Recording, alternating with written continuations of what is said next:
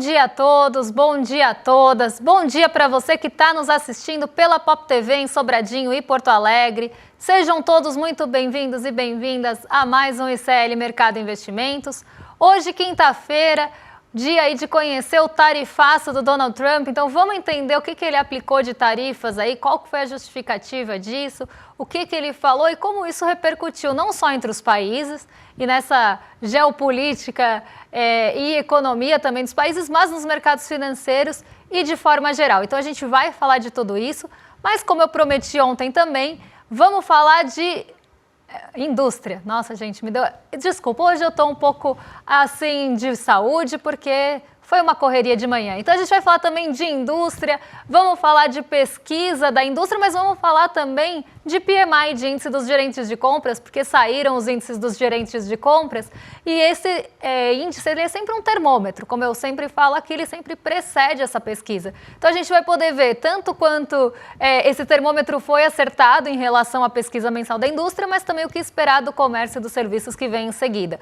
Então dá para a gente ter esse panorama geral, mas vamos falar também como a indústria performou de fato e não só como se esperava que ela performasse. Vamos falar de tudo isso então na próxima meia hora, mas antes disso, a agenda para vocês verem aí o que já saiu, o que ainda vai sair de indicadores de forma geral aí no mundão. Então, às 4 horas na Turquia, saiu o CPI de março, CPI é sempre índice de preços ao consumidor em inglês, e a gente tem uma série, das 4h55 às 5h30, a gente tem uma série de PMIs, que são os índices de atividade dos gerentes de compras em vários países. Então, na Alemanha, Reino Unido e zona do euro, saíram os PMIs compostos e de serviços. O PMI, o índice do gerente de compras, ele faz essa leitura por setor. E depois uma composição, que é uma leitura da economia como um todo. E nesse caso, a gente já teve aí desses países europeus essa divulgação sendo feita de manhãzinha. A Eurostat também já divulgou na zona do euro o PPI de fevereiro, índice de preços ao produtor aqui. E a Isabel Schnabel, que é a dirigente do Banco Central Europeu, palestrou em um seminário da OCDE hoje de manhã às 7 horas na França. Então aqui, né, mais aquela coisa que eu sempre falo, algum dirigente de Banco Central vai falar, seja diretor, seja dirigente, presidente, o que eles esperam é alguma sinalização em relação à política monetária e não de fato aí, às vezes, o tema do seminário. Mas ela participou desse seminário da OCDE e lá também na França, às 7 horas da manhã, saiu o índice de preços ao consumidor de fevereiro, também da OCDE, dos países da OCDE. Então aqui duplinha de OCDE, tanto de política monetária com inflação, mas segue a nossa agenda porque tem mais coisa. Aqui no Brasil também saiu o PMI, então a gente teve PMI composto e de serviços aqui no Brasil também. Nos Estados Unidos, esse indicador também saiu às 10h45, se não me engano, aqui no Brasil foi às 10 horas, mas a gente tem FGV divulgando às 8, antes de tudo isso, indicador de antecedente de emprego, uma medida de emprego, mas que não ganha tanta relevância quanto os índices de inflação da FGV, por exemplo. 8h30 da manhã na zona do euro, teve a divulgação da ata da última decisão de política monetária por lá também. E o Departamento do Trabalho nos Estados Unidos divulgou às 8h30 pedidos de auxílio-desemprego. Lembrando que essa semana ela é bem importante para esses dados de emprego nos Estados Unidos, porque saem aquela série de indicadores, JOLTS, ADP e depois o payroll fechando todo mundo aí, com todos eles ligados ao emprego. Então a gente tem essa medição preliminar, né, porque ela antecede tudo isso e ela é semanal. Então ela já traz também, né, uma expectativa, uma projeção ou pelo menos algum indicativo da onde deve ir ou para onde deve ir o emprego, o mercado de trabalho nos Estados Unidos. Eu sempre gosto de lembrar, viu? Os pedidos de auxílio-desemprego aqui, eles eram bem deixados de lado, eles eram sempre deixados em segundo plano lá nos Estados Unidos. Ninguém ligava, basicamente era isso, ninguém liga para os dados de auxílio-desemprego semanais. Aí veio um dia que o payroll surpreendeu todo mundo. Estava todo mundo esperando uma criação de vagas e a criação de vagas foi infinitamente menor. E aí eles pensaram, nossa, e se a gente começar a acompanhar mais de perto, né, esse índice aí semanal? E aí ele começou a ganhar um pouquinho mais de relevância, porque quem diria, né, que se você acompanhar dados semanais, você não é pego de surpresa lá no fim do mês. Mas foi agora que ele ganhou relevância justamente por isso e muito recentemente, inclusive. Às 9h30 da manhã nos Estados Unidos também saiu balança comercial, importações e exportações de fevereiro, Mas a gente tem mais uma página de agenda para fechar aqui com vocês, porque vão sair alguns dados agora mais para o fim da tarde. Então, como eu falei, ó, não estava mentindo, hein? 10h45 saiu o PMI composto de serviços dos Estados Unidos. Às 11 saiu o PMI de serviços dos Estados Unidos, medição da ISM. Lembrando que todas as outras são da S&P Global. Então, a S&P Global, ela monta ali uma série de PMIs de vários países e depois compara todos, faz média global. E a gente tem também o Philip Jefferson discursando em uma conferência organizada pelo Fed de Atlanta, em uma universidade, na Universidade de Virgínia, e a diretora do Fed, a Lisa Cook, também discursando na Universidade de Pittsburgh hoje. Então, temos aí outros dirigentes do Banco Central que devem falar, devem ganhar um pouco mais de holofote, até porque a política monetária dos Estados Unidos, ela está muito aí no radar, ela está muito na centralidade. Todo mundo quer saber para onde vão as taxas de juros lá, até porque elas referenciam taxas de juros em todos os outros países. E por conta dessa nebulosidade que se tem com o governo Trump agora, deve ficar aí um pouco também mais incerta a política monetária. Então tudo isso acaba ganhando mais relevância nesse cenário de incerteza. Hoje a agenda, então, não uma agenda tão pesada em indicadores, mas com alguns indicadores importantes, dirigentes do Fed discursando, mas o que deve direcionar muitos mercados e que já está direcionando desde a abertura bem cedinho nos países que tiveram abertura na madrugada, então países asiáticos, a Europa, o que está direcionando mesmo, o que está ditando o ritmo hoje é o tarifaço do Donald Trump e a gente vai falar disso com vocês daqui a pouquinho. E aí a gente já emenda com a abertura do mercado para ver o estrago que isso está fazendo ou não entre aí as bolsas globais, porque algumas ações estão sofrendo mais, outras estão sofrendo menos, tá? Então agora a gente volta aqui para o nosso Brasilzão, vamos deixar a agenda de lado e vamos falar do PMI, o índice dos gerentes de compras, que já foi divulgado. Aí a gente já pega o industrial, que já tinha saído, coloca junto os serviços e o composto e a gente vê o que está trazendo preocupação aqui e já emenda com a pesquisa mensal da indústria, porque vamos ver se o PMI foi um bom termômetro ou não dessa pesquisa que saiu referente a fevereiro ainda. O PMI está sempre na frente, né? Porque ele é um preditor, então ele está sempre aí na frente, ele já está prevendo março. Então vamos ver aqui como é que foi o comportamento desse PMI. Está meio bagunçado aqui, se estiver ruim para vocês lerem, pode deixar que eu conto para vocês, mas se quiserem aí deixar em tela cheia para o pessoal de casa também poder ver os números com um pouco mais de clareza, podem deixar também. O nosso PMI de janeiro, ele tinha ficado em 50,7. Ele subiu para 53 em fevereiro. Esse é o PMI industrial, tá? Então ele teve uma alta ali de janeiro para fevereiro de 50,7 para 53. O que isso significa? Significa que a nossa indústria, ela está mostrando um sinal de expansão, porque ela está acima dessa linha de 50, que vocês estão vendo aí, essa linha verdinha clara, que tem um monte de 50 repetidos, isso é o limiar, tá? Acima disso, aquela atividade está expandindo e abaixo disso a atividade está contraindo. E ela pode contrair e expandir em ritmos diferentes, acelerando ou desacelerando. Aqui a gente vê, né, como se fosse mesmo uma aceleração, botar um pé no freio ou botar um pé no acelerador. O que isso está mostrando para a gente? Que a indústria botou o pé no acelerador, pelo menos pela medição do PMI, e esse pé no acelerador fez com que a indústria tivesse uma alta mais forte em fevereiro. E aí eu vou contar para vocês se o PMI conseguiu prever isso de forma assertiva ou não. Porque o que eles estavam falando aqui é que a nossa indústria ia se recuperar, ia continuar expandindo e até num ritmo mais acelerado do que janeiro. Já para março, se espera contração. Então ela sai daquele patamar de 53, de uma aceleração de expansão, e começa a ter uma desaceleração da expansão, ainda expandindo em relação ao mês anterior, só que num ritmo mais lento do que se teve anteriormente. Os serviços, eles já têm uma trajetória diferente. Os serviços que são a linha quase aí rosinha mais clara, eles saem ali de 48,2 ali, sobem para 51, né, 50,6 para ser mais exata, e agora chegam aí a 51,8. Então a gente teve uma volta do setor de serviços. Então ele voltou, saiu do patamar, inclusive estava muito perto do limite, chegou a contrair em janeiro. Então o setor de serviços em relação a dezembro chegou a contrair no PMI, mas chegou perto dos 50 pontos, mostrando quase estabilidade, então nem crescendo e nem contraindo. Depois ele mostra expansão. Então quem puxou o PMI composto, que não está olhando um setor específico, mas a nossa atividade de forma geral, foi o PMI de serviços. Ele puxou para cima essa média que ficou aí em 52,6. Agora, né, a gente tem que pensar por que é que isso está acontecendo, por que a indústria mostra essa desaceleração e o que está puxando esse PMI de serviços para cima. O que fez com que esse setor de serviços na medição, nesse termômetro, mostrasse essa atividade aumentada, essa expansão da atividade?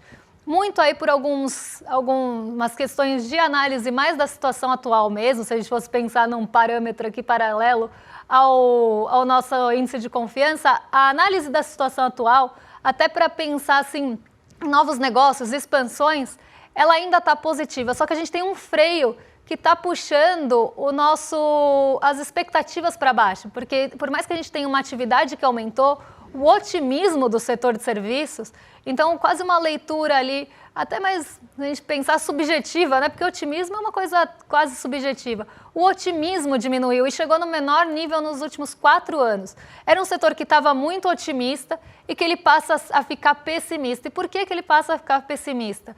Muito puxado pela taxa de juros e outros insumos ficando caros por questões dolarizadas ligadas a dólar. Se a gente tem um dólar mais caro, alguns insumos ficam mais caros, tanto para a indústria quanto para os serviços. E a taxa de juros, eu sempre explico aqui para vocês, ela é uma base de comparação de quanto você vai lucrar, se você vai colocar seu dinheiro em produção ou não, pensando no lucro que você visa obter no futuro. Se você está mais pessimista com o futuro, provavelmente você vai começar a tomar decisões de não colocar esse dinheiro no risco, não colocar esse dinheiro na produção. E isso já estava aparecendo na indústria, o PMI da indústria saiu antes, esse fator já apareceu e agora ele aparece nos serviços também. Por mais que a gente tenha tido ali uma expansão de novos negócios, uma atividade um pouco mais acelerada, mostrando que pode ser que em março a atividade de serviços volte a ter um fôlego e suba um pouquinho, a gente ainda tem um limitador disso no futuro, que é essa taxa de juros muito alta que vai acabar estrangulando o setor de serviços em algum momento. Seja o comércio, que é um ramo do setor de serviços, ou os serviços de uma forma geral, porque a renda vai diminuir e as pessoas vão ter menos renda disponível para consumir serviços. E eu espero que a gente não volte para aquela sinuca, que eu sempre falo que era muito perigosa, do brasileiro ter uma renda disponível pequena, porque, primeiro, a renda dele está indo basicamente para comprar itens de cesta básica, ou que a renda dele começa a ter ali um poder de compra menor, que ele tem que escolher, bom, boa parte já vai para a cesta básica, tenho que pagar minhas contas aqui, o que sobra, o que eu vou fazer? Vou consumir um setor ou outro? Né? E quando a gente começa a ter esse tipo de situação, a gente pode começar a ter aqueles resultados que a gente via no passado. Um mês sobe o comércio, outro mês sobe o serviço. Um mês as pessoas consomem serviços para as famílias, outro mês elas decidem comprar alguma coisa no varejo porque elas não conseguem fazer os dois ao mesmo tempo. Então a gente vai caminhando, né, tanto com essa alta do preço dos alimentos que consome muito a renda do brasileiro, a gente estava falando isso ontem, como também uma taxa de juros que deve também aumentar desemprego, diminuir renda, trazer essa situação de volta. Então isso é muito perigoso e a taxa Selic ela não vai melhorar a inflação de alimentos, mas vai penalizar a renda, a massa salarial e o emprego do trabalhador e principalmente o trabalhador do setor de serviços que normalmente da sua renda depende dele prestar o serviço. Então a gente começa a ter um ciclo aí, quase uma bola de neve de freio e desaceleração da economia que já está colocado nesse otimismo que chega, ou pessimismo que ficou maior, ou otimismo que chegou no menor nível nos últimos 4 anos. Então o índice dos gerentes de compras, por mais que ele tenha sido positivo nesse mês de março, puxado pelos serviços e não pela indústria, esse pessimismo do futuro começa a acender um sinal de alerta que pode ser que o futuro não seja tão bom e com isso as decisões tomadas hoje não sejam também de maior investimento, de aumentar, continuar expandindo os negócios. Então esse que é o problema aí que o PMI mostra pra gente. Agora, vamos ver aqui, né? Em janeiro, o PMI da indústria, eu vou falar da indústria porque a gente vai falar da indústria mesmo, 50,7 em janeiro, 53 em fevereiro. Então o PMI, o índice dos gerentes de compras, estava mostrando que a indústria ia expandir e até num ritmo mais acelerado. Será que esse PMI acertou? Será que ele foi um bom termômetro, como ele pretende ser? Será que ele mostrou e refletiu realmente o que aconteceu com a indústria? Vamos descobrir agora, porque ontem saiu a produção industrial. Eu já dei o spoiler ontem mesmo, né, que a indústria recuou 0,1%. Então ela ficou no terreno da contração, ela caiu em relação ao mês anterior, mas em relação aos outros, a variação anual, variação ali de 12 meses, ela ainda continua positiva em alguns setores e também de forma geral. Mas em fevereiro, ela teve o seu 5º mês seguido sem crescimento, porque em alguns momentos a indústria ficou andando de lado ali. É praticamente que nem Siri, mesmo como está aí na tarja. Ela ia para 0, 0,1, ela não estava conseguindo crescer de fato. E a gente tem na indústria, né, alguns desafios muito grandes que eu já expliquei ontem para vocês, também ligados a essa taxa Selic tão alta. E isso apareceu na pesquisa da indústria.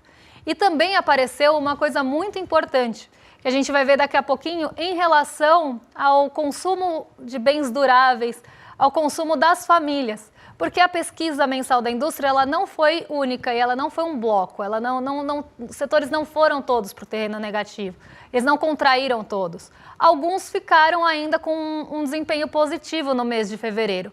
Só que vários tiveram um desempenho negativo. E os que tiveram desempenho negativo, eles estão mais ligados aos consumos das famílias. Então, esse também é um ponto importante para a gente discutir. Por que é que esses setores que começaram a patinar antes? E aí tem muito a ver com o que eu estava falando aqui do comércio, do varejo, das pessoas terem menos renda, não conseguirem um crédito para comprar uma geladeira, um fogão, um bem durável. Então, isso já começa a aparecer na pesquisa da produção industrial, mostrando que esse freio de mão puxado pela Selic já está dando um efeito aí, né? Não está nem mais patinando o carro, agora ele já está freando. Então vamos ver aqui como é que ficou a nossa produção industrial em fevereiro. Primeiro vamos ver acumulado em 12 meses. Vamos pegar aqui março de 2024, a nossa produção acumulada estava em 0,7. Não era uma produção acumulada alta. A gente teve uma indústria que patinou e teve dificuldade por muito tempo. Ela começa a mostrar sinais de recuperação ali, sobe 1,5, aí cai um pouquinho para 1,2 em abril e depois ela vai em ascensão ali. 1,5, 2,2, 2,4, 2,6, 3, 3,1. Ela chega num pico ali em dezembro que ela não consegue romper. Então ela cresce por vários meses consecutivos no acumulado em 12 meses. E muito puxado também, junho, olha como cresceu ali na variação mensal, 4,3. Então ela cresce vários meses consecutivos nesse acumulado e depois o acumulado começa a desacelerar. Por quê? A gente começou a ter na variação mensal uma variação menor do que no mesmo período do ano anterior. Então ela começa a ter uma desaceleração dessa variação acumulada nos 12 meses. E é isso que esse gráfico está mostrando para a gente. Ela acelera ali a sua produção e depois começa a ter uma variação acumulada menor, porque os índices estão sendo menores do que o observado no mesmo período do ano anterior. Então a gente começa a ter esse movimento nos últimos 12 meses. E aí a gente vê na variação mensal, né, que a gente ficou aqui com 0,1 e olha quantos meses a gente não tem crescimento mesmo. A gente teve 0,9, depois 0,2 de queda, 0,7 de queda, 0,3 de queda, 0, como eu falei, patinando ali sempre mais para o terreno negativo. E depois cai 0,1, quase orbitando ainda a estabilidade, mais na contração. Então a indústria ela está com esse desafio. E quando a gente olha os setores, isso fica mais evidente. Tanto os setores como as grandes categorias mostram para a gente que a indústria ela não está realmente com uma produção uniforme.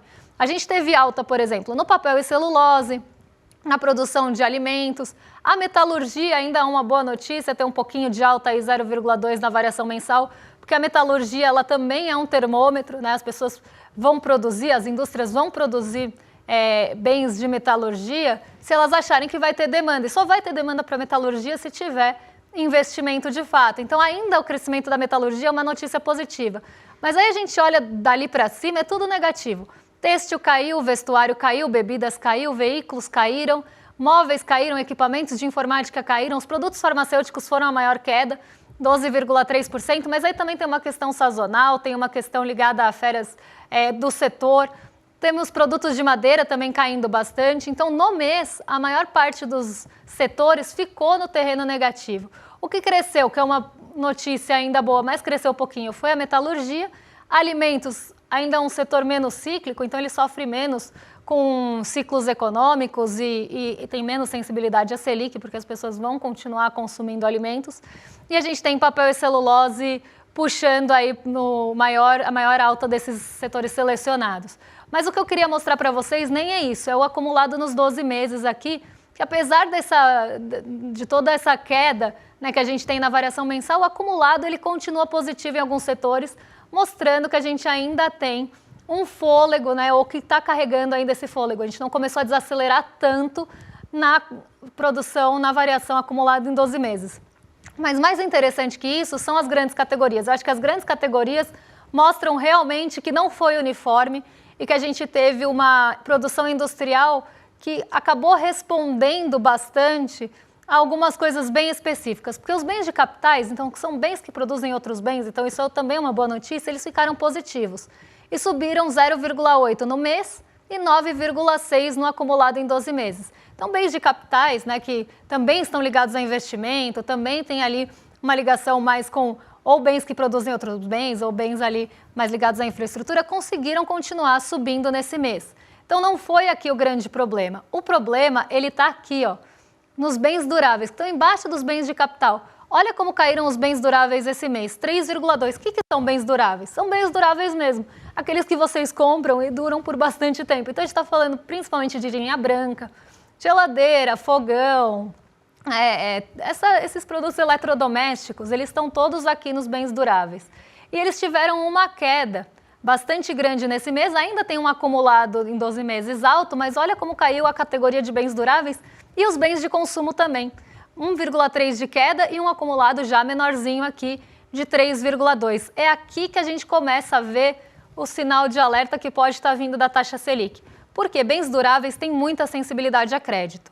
Se você acredita, né, se você é um industrial ali e acredita que a sua produção vai começar a formar estoque, você vai ficar com ela empacada ali, você não vai produzir mais. Você começa a vislumbrar um cenário que as pessoas estão ficando com o crédito cada vez mais enxuto, cada vez mais caro e cada vez mais difícil de conseguir. Será que elas vão conseguir comprar os seus bens duráveis, a geladeira, o fogão? Ninguém compra à vista isso no Brasil. Mesmo móveis, né? Ninguém compra essas coisas à vista no Brasil. Então as pessoas já começam a colocar um pé no freio desde já na produção, porque elas sabem que não vai conseguir escoar depois aquele estoque que ficou parado. Então ele vai querer desovar o estoque, ele não vai querer ficar com aquilo ali gerando um estoque parado para ele. Então ele começa a produzir menos e aí a gente começa a ter esse impacto que a gente está vendo aqui.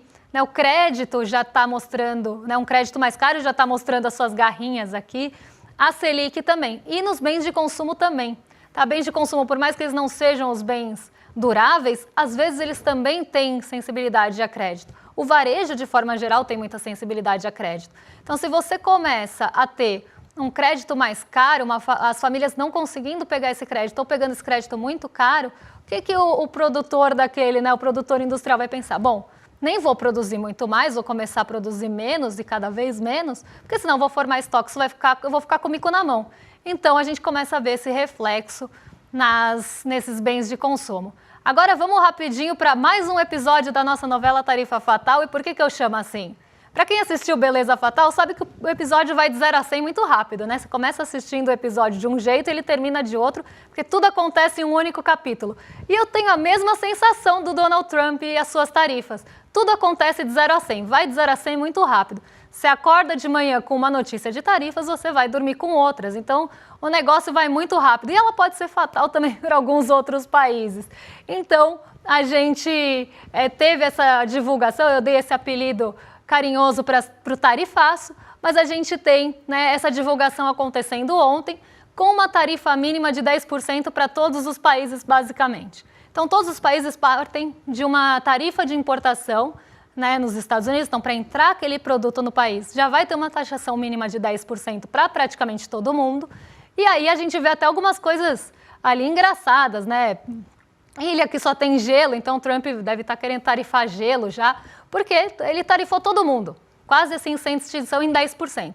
E aí alguns países que cobravam tarifas mais altas dos Estados Unidos, ele decidiu cobrar um pouco mais em relação aí às importações. Só que isso, gente, ele falou que ia ser o dia da libertação, né? Até teve um pronunciamento ali que quando eu assisti, né, porque eu fui assistir antes dele pronunciar mesmo, anunciar as tarifas, ele deu um pronunciamento falando desse tal da dia da libertação. E era uma coisa que parecia meio desconexa, assim, ele falava uma coisa, aí depois falava outra palavra ali meio de forma desconexa, a gente sabe quem também tentava imitar isso. Mas assim, ele falava uma coisa, depois puxava aquilo de novo e dava uma pausa esquisita.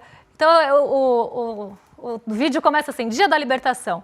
Dia da libertação E aí ele continua falando, uma coisa assim, que ele deu esse nome de dia da libertação porque seria o dia que os Estados Unidos estariam ali saindo das amarras dos outros países, dia da libertação porque os outros presidentes dos Estados Unidos foram fracos e tolos de deixar essa riqueza na mão do mundo e não pegar essa riqueza para eles. Então, assim, um discurso bastante ali voltado para esse eleitor de Donald Trump, falando que ele vai voltar a fortalecer com isso, era a libertação porque também ele vai voltar a fortalecer a indústria nacional estadunidense. Então, assim, foi um discurso, assim, quando eu ouvi, me lembrou até aquele meme que agora tá rolando por aí do Piper No, tsunami, budismo, porque parece que ele está falando umas palavras desconexas ali, uma em seguida da outra. Mas, voltando aqui a tarifaço, né, não analisando o discurso de Donald Trump, mas voltando ao tarifaço, ele coloca essas tarifas, né, essas tarifas até maiores para alguns países, falando com essa ideia, com essa história de que ele vai fortalecer a indústria nacional estadunidense, então ele vai deixar a indústria mais forte. Essa indústria ela vai se formar de um dia para o outro?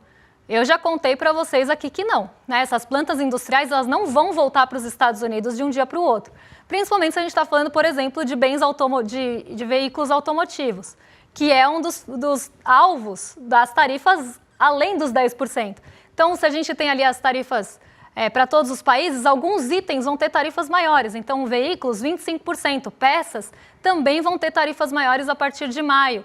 A gente sabe que as plantas não estão nos Estados Unidos. Só algumas plantas estão nos Estados Unidos, mas nem assim as peças vêm sempre de lá. Tem algumas que têm maior ou menor dependência. E, gente, pasmem, tem um estudo mostrando que os veículos podem ficar mais caros lá para os americanos entre $2.500 e $20 mil, dependendo de onde esse veículo é produzido e como é a cadeia produtiva e de suprimentos desses carros.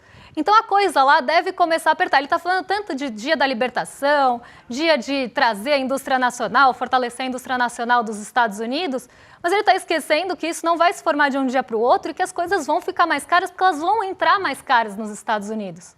E aí, entrando mais caras nos Estados Unidos, esse preço vocês acham que vai ser, né, esse custo de importação, né, esse item que vai entrar mais caro, esse custo vai ser passado para quem no final das contas? Vai chegar ali no consumidor, isso vai bater na inflação e a gente já sabe que vai começar a ter uma pressão inflacionária vinda dessa política tarifária do governo agora dos Estados Unidos. Isso já está aparecendo nas expectativas de inflação, isso já apareceu em alguns setores. Então deve continuar aparecendo cada vez mais e aí a gente tem aquela expectativa que os títulos de dívida dos Estados Unidos vão ficar mais altos e a gente já sabe o que decorre daí. Mas como eu tenho pouquíssimo tempo, eu vou continuar contando essa história para vocês amanhã e eu acho que eu vou ter que contar ela, porque se eu deixar ela para o final, nunca dá tempo de eu terminar de contar a história. Mas não tem problema, porque amanhã provavelmente teremos novos episódios da nossa novela aqui, e aí eu já atualizo vocês com os novos episódios. Mas só para vocês saberem, 10% no mínimo, o Brasil ficou com o mínimo de 10%, mas alguns países que já taxavam os Estados Unidos um pouco mais, ficaram com uma tarifa maior, por exemplo, Camboja com 49%, Vietnã, China, Taiwan. E a China, gente, por exemplo, aqui está derrubando as ações da Apple e hoje a Nasdaq está caindo mais de 4% aí, porque boa parte dos iPhones, por exemplo, são produzidos na China. A maioria dos iPhones são produzidos na China. Taiwan, Vietnã, Camboja também tem, ali principalmente Vietnã e Taiwan, tem vários produtos que não são feitos nos Estados Unidos, são feitos nesses parques industriais desses países asiáticos e que vão entrar muito mais caros agora lá. Então já está causando um estresse enorme de mercado e as bolsas estão derretendo. Bolsas europeias derretendo hoje, as bolsas americanas, principalmente ligadas à tecnologia, caindo muito também, justamente porque esses componentes vêm daqui. Então vai encarecer tudo e essas empresas vão ter menor lucro. E aí as pessoas falam, bom, se vão ter menor lucro, eu vou vender as ações e realizar o ganho que eu tenho agora. Mas amanhã eu acabo de contar, porque senão rolezeiros vão aí brigar comigo no chat. Eu não quero briga com rolezeiros no chat, gente. Quero paz e amor aqui com todos vocês. Então, vamos só passar um recadinho aqui para vocês lembrarem de se inscrever no iclmercado.com.br para assistir a aula do dia 15 de abril, a aula do Investidor Mestre. E eu acho que nesse cenário que a gente está, é mais do que imprescindível da gente assistir isso aqui. Vocês não podem perder, tá? Vai ser uma aula excelente para a gente ter essa ideia do que fazer a partir de agora e não entrar em nenhuma roubada, nenhuma furada, porque sempre nesses cenários de incerteza tem alguém prometendo milagre e a gente sabe que isso não existe no mundo dos investimentos. Então, já entra aqui em iclmercado.com.br, melhor link para você entrar em tudo isso, afinal você vai estar favorecendo uma professora, então apoie uma professora aí do Investidor Mestre. E agora sim eu passo para o Rolê ICL lá em cima, com o William Deluca e Guga Noblat. E amanhã eu volto aí com novos episódios de Tarifaço, com novos indicadores econômicos que vão sair. E eu mostro o que o mercado está reagindo e como a toda essa novela, todo esse caos. Um beijão e até amanhã, pessoal. Tem corretora famosa e grande aí sendo processada porque está vendendo coisa que está prejudicando demais os clientes. Tem gente perdendo dinheiro que juntou a vida inteira investindo em coisas assim perigosíssimas que foram oferecidas por essas corretoras. E as corretoras não estão nem deixando a gente falar sobre isso. Estão processando um monte de influenciadores aí que estão alertando as pessoas. Gente, só tem uma maneira de se proteger disso, entendendo como funciona esse mundo das finanças e dos investimentos. A notícia boa é que é muito mais simples do que vocês imaginam. E se ensinado da maneira correta, é até divertido. Eu preparei uma aula para o dia 15 de abril, uma terça-feira, às 8 horas da noite, que eu queria que todos vocês participassem. Uma aula rápida, muito gostosa de fazer e que vai transformar para sempre essa caminhada financeira de vocês. Dia 15 a gente está junto lá.